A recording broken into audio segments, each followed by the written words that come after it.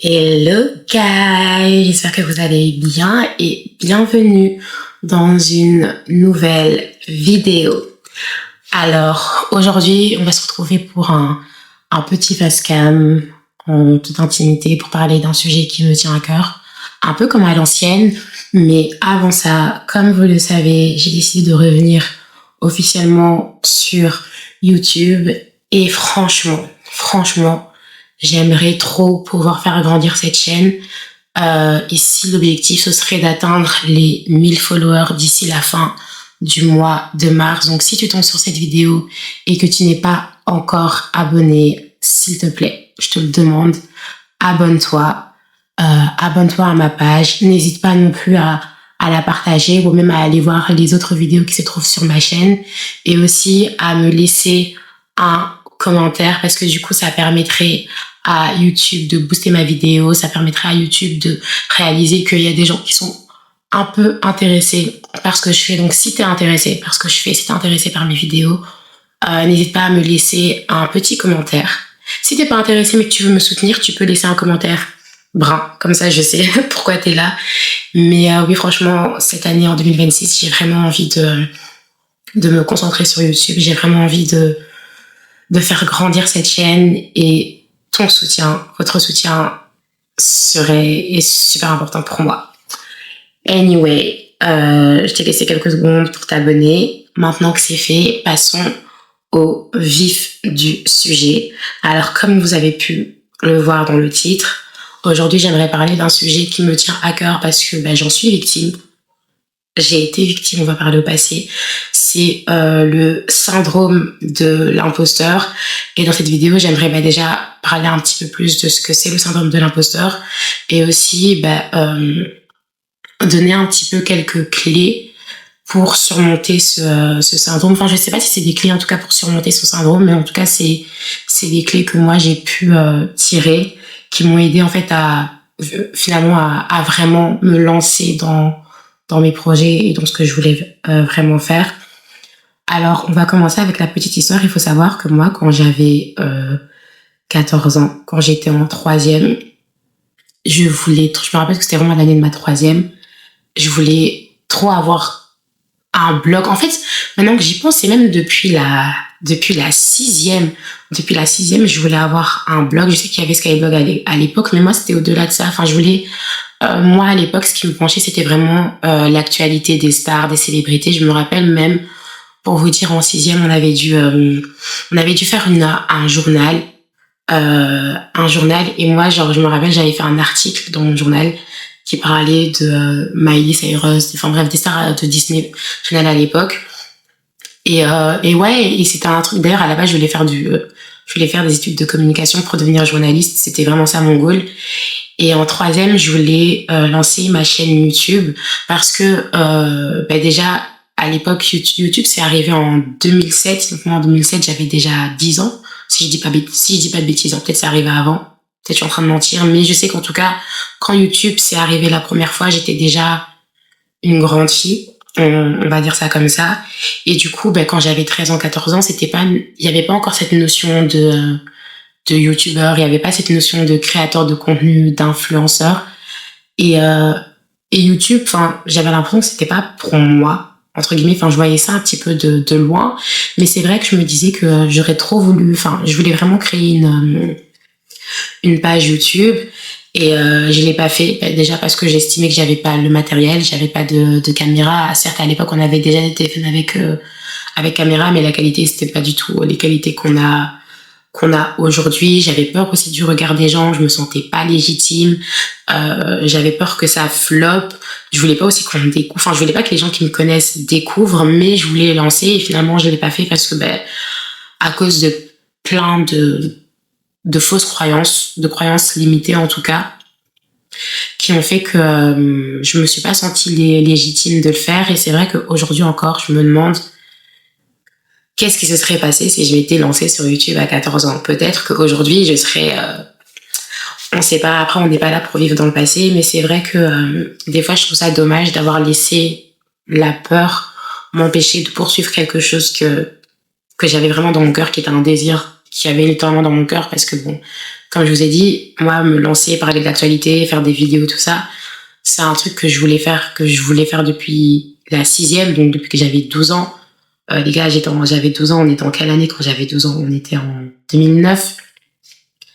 Et aujourd'hui, j'en ai 28 et au final, c'est un désir qui m'a toujours pas laissé. J'ai peut-être pas forcément envie de faire du journalisme aujourd'hui, mais ce désir de partager, bien sûr, même si le contenant a changé, mais la forme reste la même. Et c'est vrai que des fois, je me dis, dingue, genre en mode, voilà, mais bon, c'est les choses de la vie, on va pas vivre avec des regrets.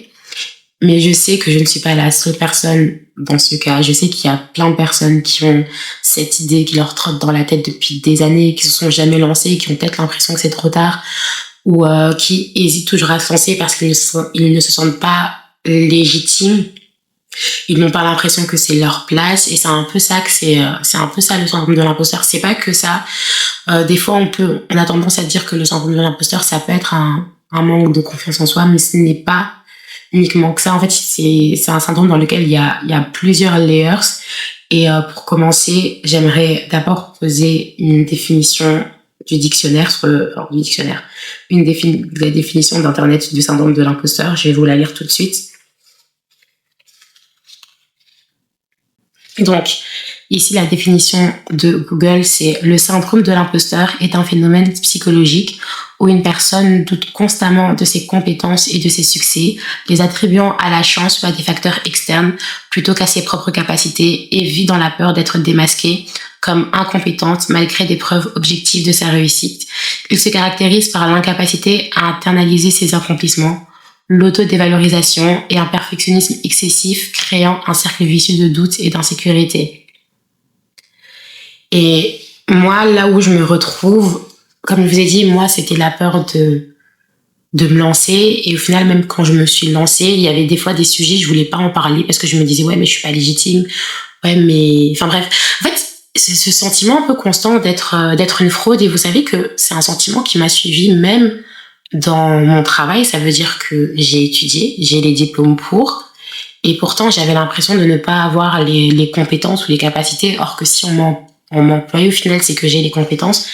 Mais et du coup, en fait, c'est quelque chose qui m'a beaucoup freinée, même pas forcément dans le travail dans lequel je suis actuellement, mais notamment, je trouve, dans mon premier travail et dans plein de domaines, en fait, de ma vie. Il y a longtemps des initiatives que j'ai pas osé prendre, ou des choses que j'ai pas fait parce que j'avais l'impression, enfin, je sais pas, je me sentais pas légitime, au fond de moi, je savais que j'avais les compétences, mais il y avait ce truc qui me freinait et qui m'empêchait d'aller, entre guillemets, de faire l'extra mile. Ça veut dire que j'allais faire les choses correctement, j'allais les faire très bien, mais j'allais jamais être dans la prise de risque. Parce que je me disais, imagine, je fais quelque chose et je le fais trop mal, et en fait, on se rend compte que j'ai pas les compétences ou que je suis pas qualifiée. C'est quelque chose avec lequel j'ai vécu, et c'était aussi la chose qui m'a bloquée à l'époque pour la chaîne YouTube. C'était en mode, ma peur, en fait, c'était que les gens se disent, ouais, mais pour qui elle se prend celle-là, pourquoi elle fait ça, genre qui est-elle pour faire ça.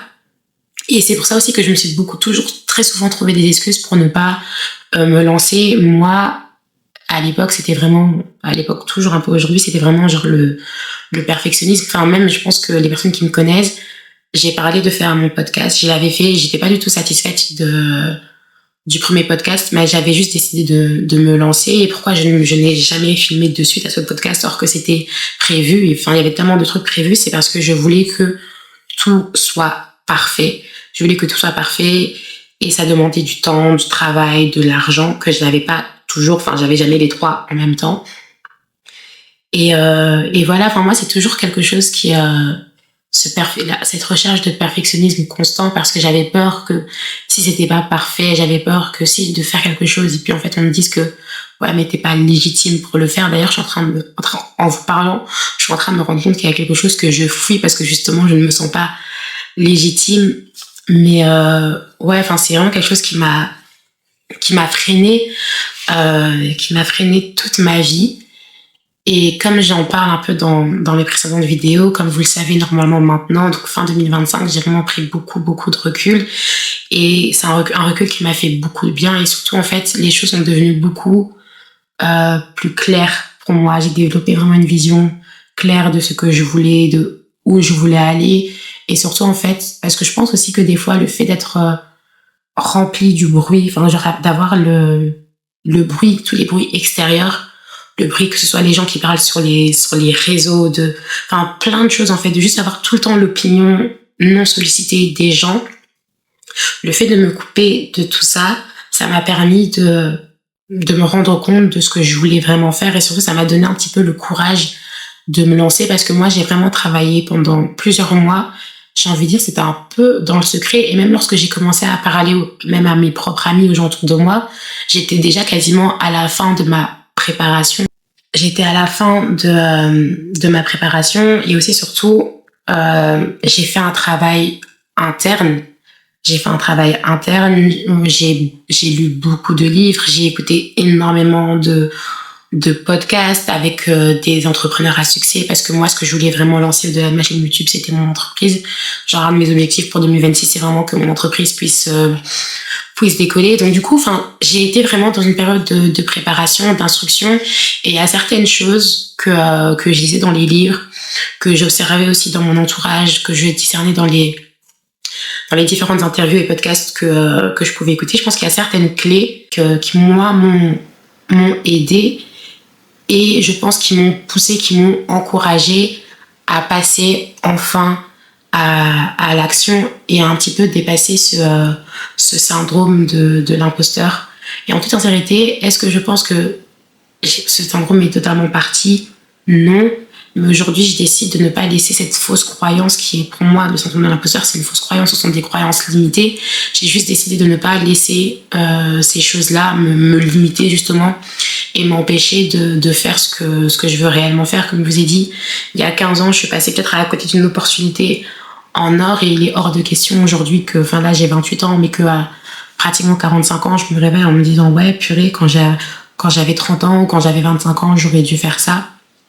Et c'est quelque chose que je veux pas. Et après, ici, moi, je parle de mon âge, mais peu importe l'âge que tu as aujourd'hui, tu as l'opportunité de te lancer, tu as l'opportunité d'encore accomplir tes projets et tes rêves. Pour moi, je pense pas que l'âge soit un facteur limitant pour accomplir nos désirs et nos rêves. Et c'est d'ailleurs ça, la première clé, c'est d'avoir une vision claire, un désir clair.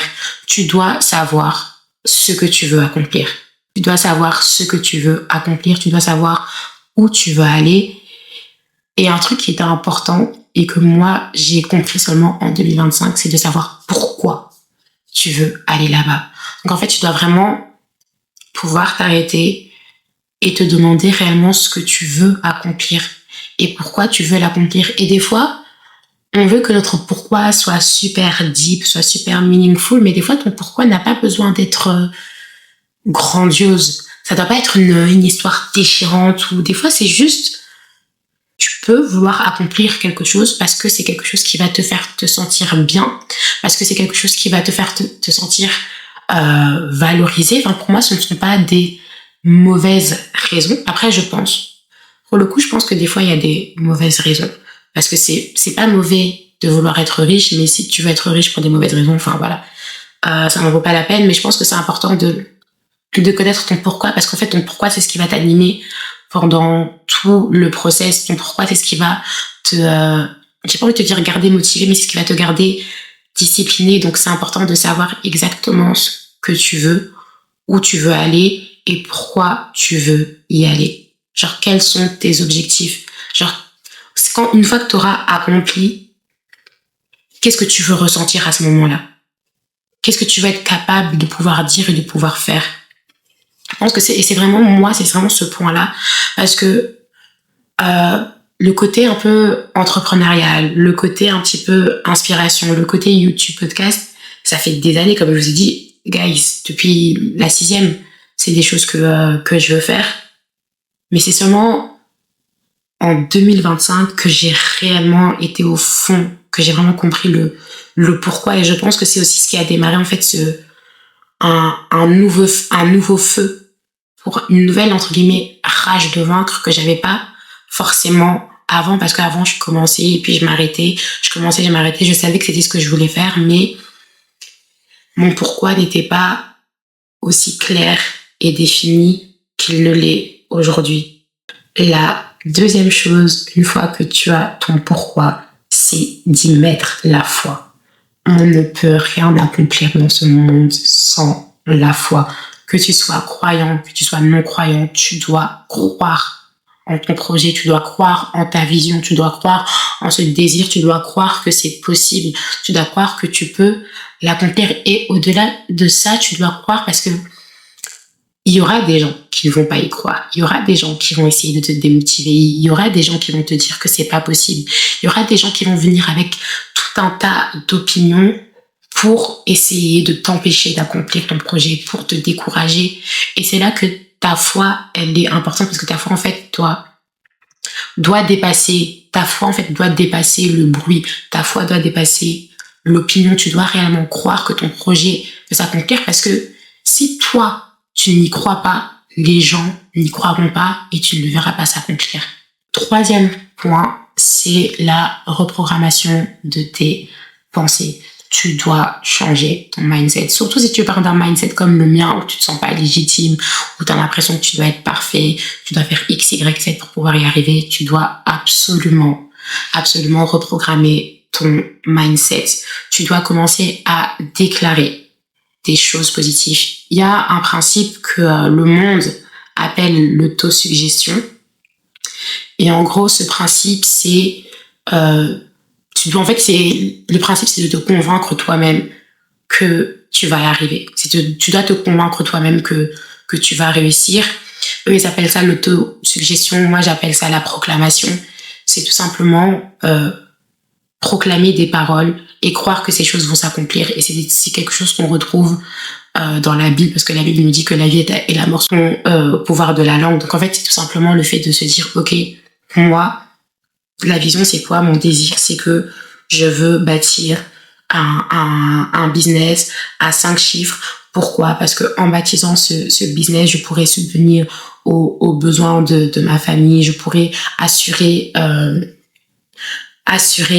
mes enfants et les générations futures, je pourrais mettre ma famille à l'abri, en sécurité. Ça, imaginons, c'est ça la vision, c'est ça le désir que tu veux. Maintenant, ce que tu dois faire, c'est que tous les jours, tu dois te dire, je vais, non pas je veux, mais ton je veux, en fait, doit se transformer en je vais. Je vais bâtir un empire. Je vais construire une entreprise qui aura du succès. Ma descendance sera assurée. Ma descendance ne va jamais manquer de rien. En fait, tu dois programmer tes pensées. Ça doit être le mind. Tu dois programmer tes pensées par ta parole. Tu dois te dire tous les jours, je vais le faire. Je vais le faire. Peut-être que les gens vont se moquer de moi. Peut-être qu'on va me dire ceci. Peut-être qu'on va me décourager. Mais moi, je sais que je vais y arriver. C'est ça. La reprogrammation de tes pensées, c'est de ne pas laisser en fait justement tu dois en fait tellement toi-même, tu dois tellement déclarer ces choses que les suggestions du monde contre ta réussite ne trouveront même pas la place de s'installer dans ton système de pensée. Le quatrième point, c'est l'instruction, l'apprentissage. Pour moi, c'est impossible de réussir dans la vie sans apprendre, sans s'instruire. Si tu veux... Enfin, ici, je vais toujours prendre l'exemple du business parce que c'est clairement le mindset du moment, le mood dans lequel on est. Mais pour moi, si tu veux lancer un business, tu dois te renseigner sur ce business-là. Tu dois savoir comment ça fonctionne. Tu dois t'intéresser aux personnes qui ont fait ça avant toi, qui ont réussi dans ce domaine-là. Qu'est-ce qu'elles ont fait? Pour moi, l'école, c'est pas fait pour tout le monde. L'université, c'est pas fait pour tout le monde. Tout le monde n'est pas fait pour faire des grandes études. Il y a aucun souci avec ça. Mais ne pas aller à l'école, ne pas faire des grandes études n'est pas synonyme de ne pas apprendre. Ici, comme je vous ai dit, moi, ici, durant les 4 mois, je n'ai fait que lire. Je n'ai fait que lire des livres qui parlaient du business que je veux construire. Je n'ai fait que lire des biographies ou des livres écrits par des personnes qui ont accompli ce que moi je rêve d'accomplir, que j'ai fait que écouter des podcasts, des interviews, et je prenais note.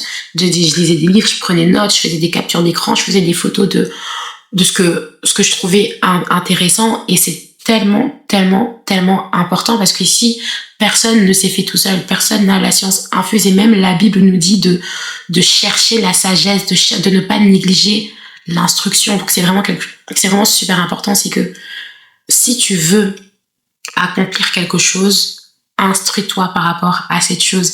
Et je disais, un des attributs du syndrome de l'imposteur, c'est de ne pas se sentir légitime à faire quelque chose. Mais le fait d'étudier, de se renseigner, de s'instruire par rapport à un sujet te rend légitime. Parce que dans ta tête, tu te dis, ok, là, j'étais pas légitime parce que je connaissais pas, mais maintenant, j'ai les connaissances, j'ai un minimum de connaissances. Donc, si on me demande sur quoi je me base, je peux dire, j'ai appris, j'ai étudié auprès de tel, j'ai étudié telle personne. Donc, s'instruire diminue ce sentiment de manque de légitimité. Je dis pas qu'il l'efface, mais en tout cas, ça peut te donner cette légitimité que tu n'as pas l'impression d'avoir forcément. Et comme j'ai dit, t'es pas obligé de faire des grandes études. T'es pas obligé de faire la Harvard Business School pour être un homme d'affaires. La preuve, le nombre d'hommes d'affaires, le nombre d'entrepreneurs qui ont réussi et qui n'ont pas fait de grandes études. Je pense à Mark Zuckerberg, le fondateur de Facebook, et c'est pas le seul. Il y a tellement d'exemples qui là ne me viennent pas. Mais certes, ils n'ont pas fait leurs études, mais les gars, ils ont fait des recherches, ils ont étudié, ils ont appris. Et comme j'ai dit, pour moi, sans l'instruction, tu peux aller nulle part. C'est impossible d'accomplir de grandes choses sans être instruit avant. Je crois qu'on est au 5e point. Le 5e point, c'est la planification. Il y a une phrase qui dit une vision sans plan n'est juste qu'un rêve. Et le premier point, c'était de savoir précisément ce qu'on voulait. Ici, le 5e point, c'est de maintenant planifier pour avoir ce qu'on veut, parce que c'est bien beau d'avoir la vision, c'est bien beau d'écrire ce que tu veux, mais si tu n'as pas de plan d'action, tu auras premièrement du mal à te mettre en marche, et même lorsque tu vas te mettre en marche, tu vas ralentir ta croissance, parce que tu ne sauras pas quel est ton prochain mouvement, parce que tu ne sauras pas dans quelle direction exactement tu veux aller. Il y a un livre que j'ai lu qui s'appelle Your 5 Next Move. Donc c'est un livre d'un entrepreneur, et il compare un petit peu le business, la stratégie du business à un jeu d'échecs. Et il dit qu'un joueur d'échecs, lorsqu'il bouge un pion, en général, il sait toujours les 5 prochains coups. Donc en fait, ce livre parle toujours du fait d'avoir 5 coups d'avance, de pouvoir planifier à chaque fois ce que tu vas faire. Et c'est super important, parce qu'en plus de te donner une direction, ça te donne aussi une timeline, ça te donne aussi de la clarté et de la sécurité. Moi, je sais que j'ai tendance à avoir beaucoup d'anxiété quand je me sens submergée, et c'est pour ça que j'ai besoin de vraiment m'organiser, d'avoir une vision claire, parce qu'en fait, au final, je vais me perdre, et si je me perds, et si je commence à laisser l'anxiété prendre le dessus, je vais plus rien faire. Et souvent, c'est ce qui se passe. Et aussi beaucoup de personnes qui, en général, arrivent au burn-out dans ce genre de situation. Bien sûr, je suis pas une experte au burn-out, mais il y a beaucoup d'explications. Mais je sais qu'une des raisons pour ça, et moi, je le vois dans mon travail, des gens qui sont totalement dépassés et qui se disent en burn-out, la vérité, c'est juste qu'ils n'ont pas d'organisation, ils n'ont pas de planification. Et du coup, en fait, là, ils arrivent à un niveau où ils sont totalement submergés, ils ne savent plus quoi faire, et ils tombent en burn-out. Mais tout part d'une mauvaise planification, d'une mauvaise organisation et d'une mauvaise gestion. C'est pour ça qu'une fois que tu as eu ta vision, que tu crois en ta vision, que tu t'es renseigné, même que lorsque tu te renseignes, analyse un petit peu la planification des gens qui sont passés avant toi, et une fois que tu as fait tout ça, commence à planifier, définis un plan d'action. Enfin, tu peux pas me dire que tu veux créer une entreprise qui génère un chiffre d'affaires à 5 chiffres, et t'as pas de plan. Là, pour moi, c'est un rêve, c'est une idée. C'est pas une idée, c'est une idée, c'est pas un projet.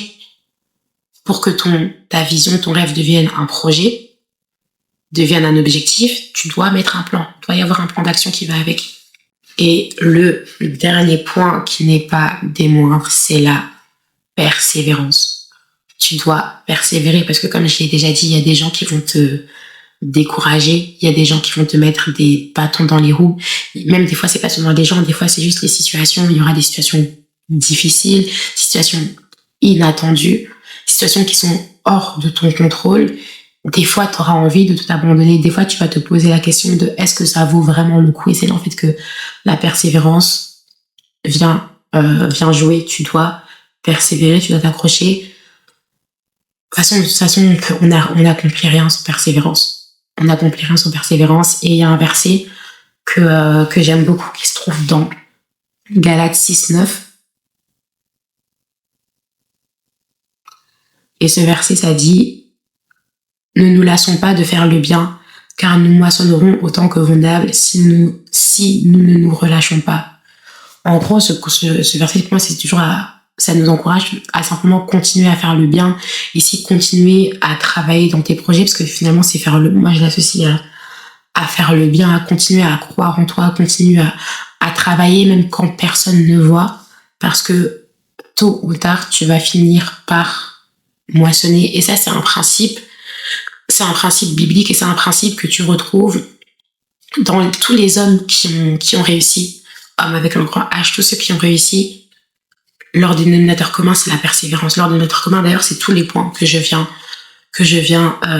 d'énoncer. Et tous ces principes-là, on les lit dans plein de livres écrits par des hommes d'affaires. Mais en fait, tous ces principes-là sont des principes avec lesquels Dieu fonctionne. Et si ce sont des principes qui peuvent fonctionner pour un non-croyant, alors à combien plus forte raison pour toi?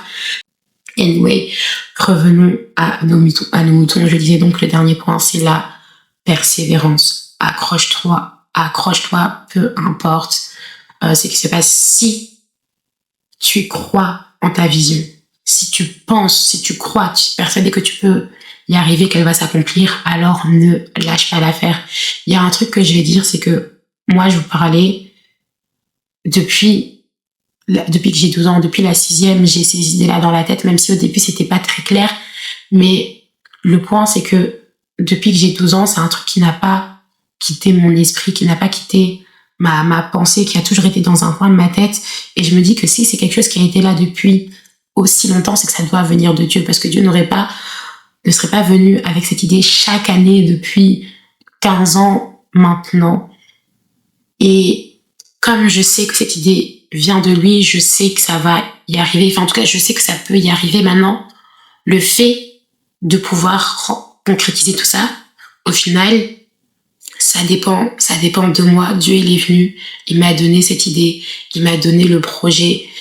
Moi, personnellement, j'ai fait mon plan avec lui, j'ai tout planifié avec lui. Maintenant, j'accomplis le plan, mais ça dépend de moi. Ça veut dire que Dieu peut me mettre le projet à cœur, et je sais que si je décide de marcher, si je décide d'accomplir, il marche avec moi. Dieu marche avec moi, mais si toi t'arrêtes d'avancer, il va pas te pousser. C'est à toi de faire le pas. On dit toujours, l'homme propose, Dieu dispose. Ça veut dire, Dieu peut te donner les idées, Dieu peut te donner les outils, mais si toi tu fais pas le pas, alors tu verras jamais cette chose s'accomplir. La peur ne disparaît pas, elle se transforme plus tu avances. Quand tu commences à avancer, tu verras en fait que ta peur va se transformer. Ici, j'ai envie de prendre un exemple. Lorsque un enfant apprend à marcher, au début, il a peur. Ses premiers pas sont hésitants. Il va chanceler, il va peut-être même tomber. Mais ce qui va se passer, c'est qu'il va se relever. Et à chaque fois qu'il va se relever, il va être de plus en plus fort parce qu'en fait, il va comprendre un peu c'est quoi la stabilité. Il va comprendre comment il doit se positionner pour pouvoir aller plus loin. Enfin, moi, personnellement, jusqu'à ce jour, j'ai jamais vu un enfant qui apprenait à marcher, commencer à marcher, tomber et puis abandonner et puis ne plus jamais marcher. Non. Il va se relever, il va trouver son équilibre, il va peut-être encore tâtonner et puis un jour, il va marcher parfaitement. Et puis un jour, il ne devra même plus à réfléchir au fait qu'il marche, ce sera juste quelque chose d'intuitif. Et c'est comme ça dans la vie, c'est comme ça avec nos projets, c'est comme ça avec nos succès, c'est que au début, on a toujours peur. Au début, on est toujours hésitant. Au début, on va faire des erreurs, on va tomber parce que c'est la première fois au final qu'on fait cette chose-là, donc on n'est pas expert. Mais au fur et à mesure qu'on va avancer, au fur et à mesure qu'on va persévérer, la peur va disparaître totalement et ça va devenir quelque chose de instinctif, d'intuitif, quelque chose qui sera tellement ancré dans notre quotidien qu'on ne devra plus réfléchir au fait de se mettre en route. On va simplement continuer d'être en route. Donc voilà, on est arrivé au terme de cette vidéo. J'espère que cette vidéo vous a plu. J'espère que vous pourrez en ressortir avec des choses positives. N'hésitez pas à me donner vos avis en commentaire, à partager, à donner aussi d'autres clés du succès, à partager également votre propre expérience à vous par rapport à ça. Est-ce que vous avez été aussi victime du syndrome de l'imposteur? Franchement, mettez-le en commentaire. Je réponds à tous les commentaires. Ça me fait vraiment plaisir. Comme je disais au début de la vidéo, abonnez-vous, partagez la vidéo, laissez-moi un like, un commentaire. N'hésitez pas aussi à aller checker mes autres vidéos et nous, on se dit à la prochaine. Bisous!